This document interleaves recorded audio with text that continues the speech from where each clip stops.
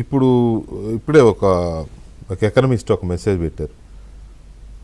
కాంట్రాక్టర్కి 1,00,000 కోట్ల రూపాయలు బకాయిలు ఉన్నాయంట. 1,00,000 కోట్ల పైబడి ఇవి వచ్చే 3 నెలల్లో చెల్లించాల్సినవి, అంటే ఫైనాన్షియల్ ఇయర్ ఎండింగ్ కదా, చెల్లించాల్సినవి. మోరోవర్ వాళ్ళు చెప్పేది ఏంటంటే వైసీపీ టైంలో చేసిన కాంట్రాక్టర్లే ఇప్పుడు కూడా చేస్తున్నారంట. సరే, అది చేసేవాడు, పని చేసేవాడు ఎక్కడైనా చేసుకుంటాడు, అక్కడైనా కూలి పనే కదా కాంట్రాక్ట్ అంటే. లేకపోతే పొలిటికల్ ఇది ఉంటే ఉండొచ్చు, దాన్ని మనం ఎలా చూడాలనేది ఎవరి కోణం వాళ్ళకు ఉంటుంది. కానీ ఒకవైపు ఇవి, ఒకవైపు అవి, ఒకవైపు మెయింటెనెన్స్, ఒకవైపు వెల్ఫేర్, ఒకవైపు డెవలప్మెంట్, వీటన్నిటినీ ఇది చేసుకునే ఇది ఉందంటారా గవర్నమెంట్ దగ్గర?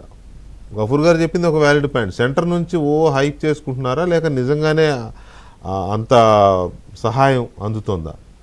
అంటే అది పక్కన పెడతానండి. ఆదాయాన్ని ఇచ్చేటువంటి రంగాల మీద ప్రధానంగా దృష్టి పెట్టాలి. ఇప్పుడు ఇందాక గఫూర్ గారు చెప్పింది వ్యాలిడ్ పాయింట్ ఏంటంటే, పరిశ్రమలు రావాలి, పరిశ్రమలు వస్తే ఉపాధి, ట్యాక్సేషన్ ఇవన్నీ పెరుగుతాయి. దాంతోపాటు ఏంటంటే, కోవిడ్ తర్వాత బాగా దెబ్బతిన్న రంగం ఎంఎస్ఎంఈ అండి.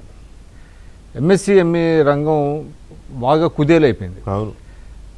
ఎంఎస్ఎంఈ రంగాన్ని రివైవ్ చేయడంలో కేంద్ర ప్రభుత్వం తగినంత శ్రద్ధ చూపించాల. ఎంఎస్ఎంఈని పూర్తిగా వదిలేశారు. ఇవాళ ఆంధ్రప్రదేశ్లో కూడా మీకు భారీ పరిశ్రమల కంటే కూడా మనకి ఎంఎస్ఎంఈల మీద దాదాపుగా 1 కోటి మంది పైగా ఆధారపడినటువంటి పరిస్థితి ఉంది.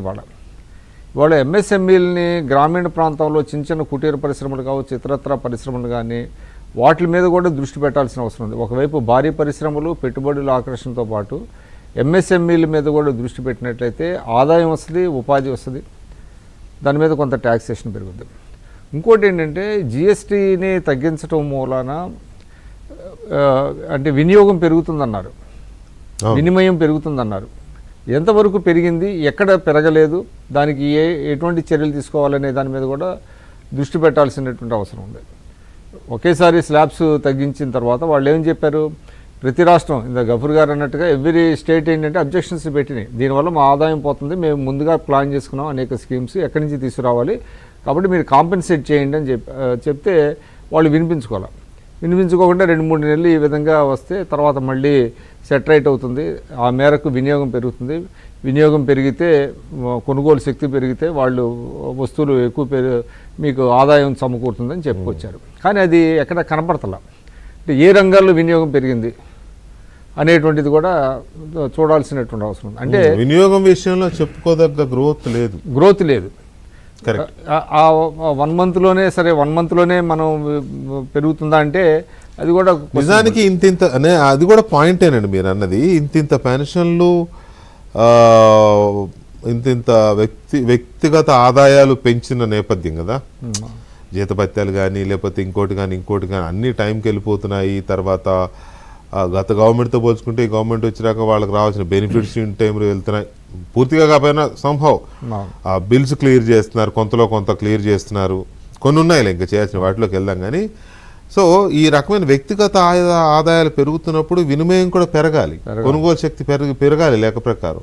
బట్ అది ఎందుకు ఇదవ్వలేదు అనేది, చివరికి ఎక్సైజ్ కూడా తగ్గింది. వ్యాట్ అంటే ఎక్సైజ్ మంచిదేగా తగ్గటం, వ్యాట్ అదే రెవెన్యూ సోర్స్ కదా, అది అట్లని కాదు. ఇప్పుడు అంటే సేల్స్ తగ్గడం దాన్ని ఆహ్వానించదగిన పరిణామేగా. అంటే మద్యాన్ని ఒక ఆదాయ వనరుగా పరిగణించడం అనేటువంటిది మంచిది కాదు. అది మంచిది కాదు కానీ చెప్పుకోవడానికి అంటే అది తగ్గితే మంచిదే.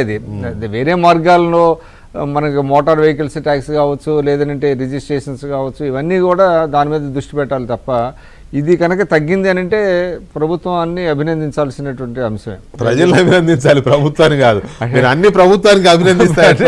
ఇప్పుడు మద్యం తాగకపోతే అది ప్రజలను అభినందించాల్సిన విషయం. కానీ ప్రభుత్వం రెడీగా పెట్టింది కదా తాగండి అని. ఏ ప్రభుత్వమైనా, నాట్ ఓన్లీ దిస్ గవర్నమెంట్, ఏ రాష్ట్రంలోనే ఏ ప్రభుత్వమైనా బాబు తాగంటారా బాబు వచ్చి తీసుకునే చర్యల వల్లే కదా. పెరిగినా తగ్గినా కూడా ప్రభుత్వ చర్యల వల్లనే ఉంటుంది.